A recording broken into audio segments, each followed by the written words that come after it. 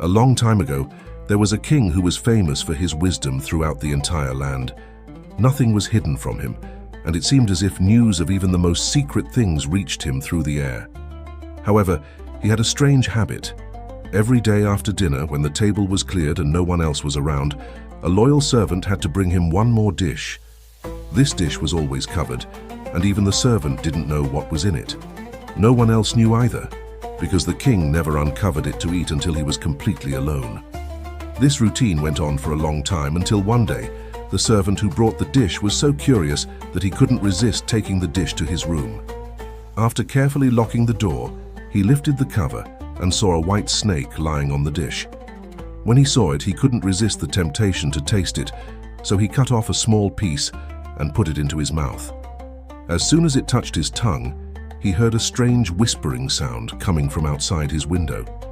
He went to listen and realized it was the sparrows chattering to each other and sharing all kinds of things they had seen in the fields and woods. Eating the snake had given him the ability to understand the language of animals. Now it happened that on the same day the queen lost her most beautiful ring, and suspicion of stealing it fell on this loyal servant because he was allowed to go everywhere. The king ordered the servant to be brought before him and threatened him with harsh words, saying that unless he could identify the thief by the next day, he himself would be considered guilty and executed. The servant insisted he was innocent, but no one believed him. In his distress and fear, he went down into the courtyard and thought deeply. There, he noticed some ducks sitting by a brook, resting quietly. While they were smoothing their feathers with their bills, they were having a private conversation. The servant stood by and listened. The ducks were talking about all the places they had been waddling around that morning and what good food they had found. Then, one duck said in a worried tone, "Something is weighing heavily in my stomach. While I was eating quickly, I swallowed a ring that was lying under the queen's window." The servant immediately grabbed the duck, took it to the kitchen and told the cook, "Here's a nice duck, roast it for dinner." "Yes," said the cook, weighing the duck in his hand, "she has certainly fattened herself up and has been waiting long enough to be roasted." As the cook prepared the duck for dinner, he found the ring inside it. The servant was now able to prove his innocence easily, and the king, wanting to make up for the mistake, allowed him to ask for a favor and promised him the best position in the court he could wish for. The servant declined everything and only asked for a horse and some money for traveling, as he wanted to see the world and explore a little. When his request was granted, he set off on his journey. One day he came to a pond where he saw 3 fish caught in the reeds, gasping for water. Although it is said that fish are mute, he heard them complaining that they were going to die miserably. Since he had a kind heart, he got off his horse and put the 3 trapped fish back into the water. They wriggled with joy, stuck their heads out, and called to him, "We will remember you and repay you for saving us." He continued riding, and after a while he thought he heard a voice coming from the sand under his feet. He listened closely and heard an ant king complaining, "Why can't people with their clumsy animals avoid stepping on us? That stupid horse with its heavy hooves has been crushing my people without mercy." So he steered his horse onto a side path, and the ant king called out to him, "We will remember you. One good turn deserves another." The path led him into a forest, and there he saw 2 old ravens standing by their nest, throwing out their young ones. "Out with you, you lazy, good-for-nothing creatures," they shouted. "We can't feed you anymore. You're big enough now to fend for yourselves." But the poor young ravens lay on the ground, flapping their wings and crying, "Oh, how helpless we are. We have to take care of ourselves, but we can't fly. What can we do except lie here and starve?" So the kind young man climbed down and gave them the food he had brought for his own lunch. The young ravens hopped over to the food, ate until they were full, and then cried, "We will remember you. One good turn deserves another." After traveling a long way, he came to a large city.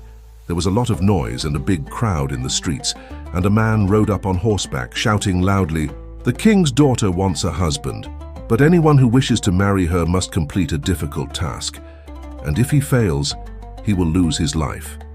Many had tried already, but without success. However, when the young man saw the king's daughter, he was so struck by her beauty that he forgot all the danger and went to the king to declare himself a suitor. He was then led to the sea where a gold ring was thrown in front of him. The king ordered him to retrieve the ring from the bottom of the sea and warned, "If you come back without it, you will be thrown in again and again until you drown in the waves." The people felt sorry for the handsome young man. Then they left, leaving him alone by the sea. He stood on the shore thinking about what to do when suddenly he saw 3 fish swimming towards him. They were the very fish whose lives he had saved. The fish in the middle held a mussel in its mouth, which it placed at the young man's feet. When he picked it up and opened it, there was the gold ring inside the shell. Overjoyed, he took it to the king, expecting to receive the promised reward. But when the proud princess saw that he wasn't of noble birth like her, she scorned him and demanded he perform another task. She went into the garden and with her own hands scattered 10 sacks of millet seed on the grass. Then she said, "By tomorrow morning at sunrise, all these seeds must be gathered up, and not a single one should be missing." The young man sat down in the garden and wondered how he could possibly complete this task, but he couldn't think of anything. He sat there sadly, waiting for dawn, when he would be led to his death.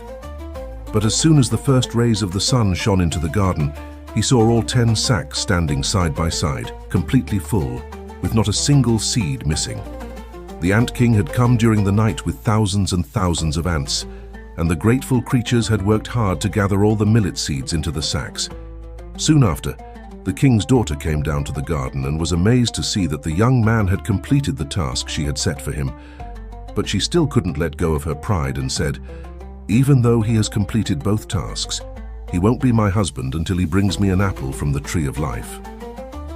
The young man didn't know where the tree of life was, but he set out and was willing to keep going as long as he could, even though he had no hope of finding it. After traveling through 3 kingdoms, he came one evening to a forest and lay down under a tree to sleep. He heard a rustling in the branches, and a golden apple fell into his hand. At the same time, 3 ravens flew down, perched on his knee, and said, "We are the 3 young ravens you saved from starving. When we grew up and heard you were looking for the golden apple, we flew over the sea to the end of the world, where the tree of life stands, and brought you the apple." Full of joy, the young man headed home and took the golden apple to the king's beautiful daughter, who had no more excuses. They cut the apple of life in half and ate it together, and then her heart was filled with love for him. And they lived happily together in peace for a very long time.